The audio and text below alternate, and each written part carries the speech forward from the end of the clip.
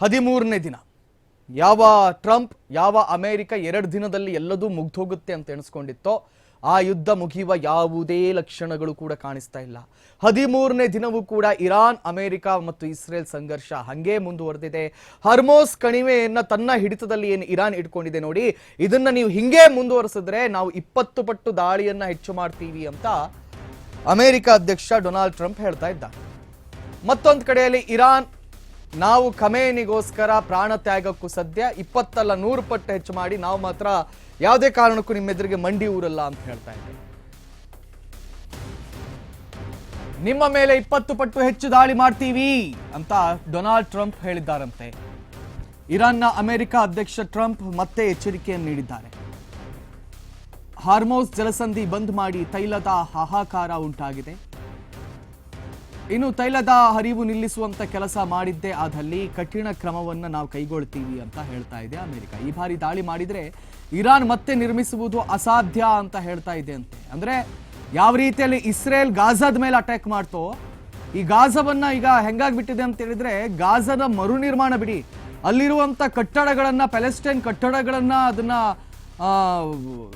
Clean ಮಾಡೋದೇ ದೊಡ್ಡ ಕೆಲಸ ಆಗ್ಬಿಟ್ಟಿದೆ. ಅದನ್ನ ಏನ್ ಮಾಡಬೇಕು ಅಂತ ಇವತ್ತು ಜಗತ್ತಿನ ಅದೆಷ್ಟೋ ರಾಷ್ಟ್ರಗಳಿಗೆ ಗೊತ್ತಾಗ್ತಾ ಇಲ್ಲ. ಅದೇ ರೀತಿ ಇಸ್ರಾನ್ನ ಕೂಡ ನಾವು ಮಾಡ್ತೀವಿ, ಇರಾನನ್ನು ಕೂಡ ಮಾಡ್ತೀವಿ ಅಂತ ಡೊನಾಲ್ಡ್ ಜೆ ಟ್ರಂಪ್ ಹೇಳಿಕೆಯನ್ನು ಕೊಟ್ಟಿದ್ದಾರೆ. ಹಂಗಂತ ಇರಾನ್ ಮಂಡಿ ಉರುತ್ತಾ ಅಂತ ಕೇಳಿದ್ರೆ ನೋ, ಇಲ್ಲ. ಯಾಕಂದ್ರೆ ಇರಾನ್ ತನ್ನ ಮೊದಲ ಸ್ಟಾಕ್ ಅನ್ನ ಇದುವರೆಗೆ ಕ್ಲಿಯರ್ ಮಾಡ್ಕೊಂಡಿದೆ. ಬ್ಯಾಲಿಸ್ಟಿಕ್ ಮಿಸೈಲ್ಗಳು ಮತ್ತು ಕ್ರೂಸ್ ಮಿಸೈಲ್ಗಳು ಇರಾನ್ ಹತ್ರ ಮತ್ತು ಸಾವಿರಾರು ಮಿಸೈಲ್ಗಳಷ್ಟು ಸ್ಟಾಕ್ಸ್ ಇದೆ. ಯಾಕಂತ ಹೇಳಿದ್ರೆ ಇಡೀ ಪ್ರಪಂಚವನ್ನ ನಿಬ್ಬೆರಗಾಗುವಂತೆ ಇಸ್ರೇಲ್ ಮಾಡಿದ್ದು ನಿನ್ನೆ ರಾತ್ರಿ ಅದು ಹಾರಿಸಿದಂತಹ ಮಿಸೈಲ್. ಆ ಮಿಸೈಲ್ ಏನಿದೆ ನೋಡಿ, ಅದರ ವಾರ್ ಹೆಡ್ ಅಂತ ಕರಿತೇವೆ ನಾವು. ಅಂದ್ರೆ ಒಂದು ಮಿಸೈಲ್ ಇದ್ರೆ ಅದರ ದ ಎಂಡ್ ಪಾಯಿಂಟ್ ಏನಿದೆ ಅದು ಖಾಲಿ ಅಗ್ನಿಯನ್ನ ಉಗುಳೋದಕ್ಕೆ, ಅಂದ್ರೆ ಅದು ಫೈರ್ ಮಾಡ್ಕೊಂಡು ಅದರ ಆ ಇಂಜಿನ್ ಅನ್ನ ಸ್ಟಾರ್ಟ್ ಮಾಡುತ್ತೆ, ಅದು ರನ್ ಆಗೋದಕ್ಕೆ. ಆ ವಾರ್ ಹೆಡ್ ಅಂತ ಹೇಳಿದ್ರೆ ಆ ಮುಂದೆ ಇರುತ್ತಲ್ಲ ಒಂದು ಚೂಪಾಗಿ, ಅದನ್ನ ವಾರ್ ಹೆಡ್ ಅಂತ ಕರಿತೀವಿ. ಆ ವಾರ್ ಹೆಡ್ 1000 kg ಇತ್ತು. 1000 kgಯ ವಾರ್ ಹೆಡ್ ಅನ್ನ ಅದು ಲಾಂಚ್ ಮಾಡಿದೆ ನಿನ್ನೆ. ಇದರರ್ಥ ಇಸ್ರೇಲ್ ಅಥವಾ ಅಮೆರಿಕ ಅಥವಾ ಪ್ರಪಂಚ ಎಣಿಸ್ಕೊಂಡಂಗೆ ಖಾಲಿ ಒಂದು ಬ್ಯಾಲಿಸ್ಟಿಕ್ ಮಿಸೈಲ್ ಕ್ರೂಸ್ ಮಿಸೈಲ್ಗಳು ಮಾತ್ರ ಅಲ್ಲ, ಸಣ್ಣ ಸಣ್ಣ ಮಿಸೈಲ್ಗಳು ಮಾತ್ರ ಅಲ್ಲ, ಬೃಹತ್ ಗಾತ್ರದ ಮಿಸೈಲ್ಗಳು ಇವೆ. 1000 kgಯ ಒಂದು ವಾರ್ ಹೆಡ್ ಅಂತ ಹೇಳಿದ್ರೆ ಅದರ ಇಂಪ್ಯಾಕ್ಟ್ ಹೆಂಗಿರುತ್ತೆ ಯೋಚನೆ ಮಾಡಿ. ಅದ್ರ ಹತ್ರ ನ್ಯೂಕ್ಲಿಯರ್ ವೆಪನ್ ಇದೆಯೋ ಇಲ್ವೋ ಗೊತ್ತಿಲ್ಲ. ಮೊನ್ನೆ ಅರ್ಥಕ್ವೇಕ್ ಆಯ್ತು, ನಾನು ನಿನ್ನೆ ಮಾತಾಡ್ತಾ ಹೇಳ್ತಾ ಇದ್ದೆ, ರಿಕ್ಟರ್ ಮಾಪನ 4ರ ತೀವ್ರತೆಯಲ್ಲಿ ಅರ್ಥಕ್ವೇಕ್ ಆಗಿದೆ ಇರಾನ್ನಲ್ಲಿ. ಸೊ ಕೆಲವು ದೇಶಗಳು ಹೇಳ್ತಾ ಇದೆ ಇದು ನೈಸರ್ಗಿಕವಾಗಿ ಸಂಭವಿಸಿದಂತಹ ಅರ್ಥಕ್ವೇಕ್ ಅಲ್ಲ, ಬದಲಿಗೆ ನ್ಯೂಕ್ಲಿಯರ್ ಟೆಸ್ಟ್ ಅನ್ನ ಇರಾನ್ ಮಾಡಿದೆ, ಹಾಗಾಗಿ ಅಲ್ಲಿ ಭೂಕಂಪನ ಆಗಿದೆ ಅಂತ ಹೇಳಲಾಗ್ತಾ ಇದೆ. ಆದ್ರೆ ಅದರ ಜೊತೆಯಲ್ಲೇ ಅದೊಂದು ಆತಂಕದ ಜೊತೆಯಲ್ಲೇ 1000 kgಯ ವಾರ್ ಹೆಡ್ ಇರುವಂತಹ ಒಂದು ಮಿಸೈಲ್ ಅನ್ನು ನಿನ್ನೆ ಇರಾನ್ ಲಾಂಚ್ ಮಾಡಿದೆ.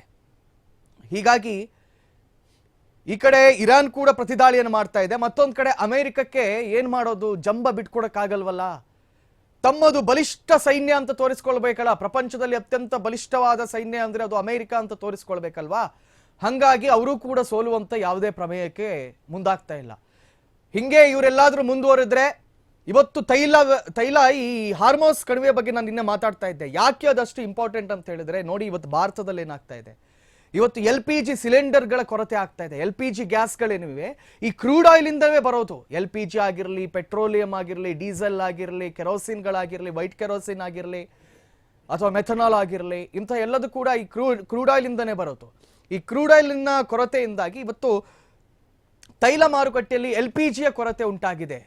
ಮುಂಬೈಯಲ್ಲಿ ಅನೇಕ ಹೋಟೆಲ್ಗಳು ಇವತ್ತು ಬಂದಾಗಿದೆ, ತಮಿಳುನಾಡಲ್ಲಿ ಬಂದಾಗಿದೆ, ಈವನ್ ಕರ್ನಾಟಕದಲ್ಲೂ ಕೂಡ ಬಂದಾಗುವಂತಹ ಅನಿವಾರ್ಯತೆಗೆ ಬರುತ್ತೆ ಅಂತ ಹೇಳಲಾಗ್ತಾ ಇದೆ. ಬಟ್ ವಾಟ್ಸ್ ಎವರ್, ಇದೀಗ ಆ ವಾರನ್ನ ನಿಲ್ಲುವಂತ ಯಾವುದೇ ಪ್ರಮೇಯ ಕಾಣಿಸ್ತಾ ಇಲ್ಲ. ಅದರ ಜೊತೆಯಲ್ಲಿ ಟ್ರಂಪ್ ನಾನು ಹೆಚ್ಚು ಮಾಡ್ತೀನಿ ಅಂತ ಕೂಡ ಹೇಳ್ತಾ ಇದ್ದಾರೆ.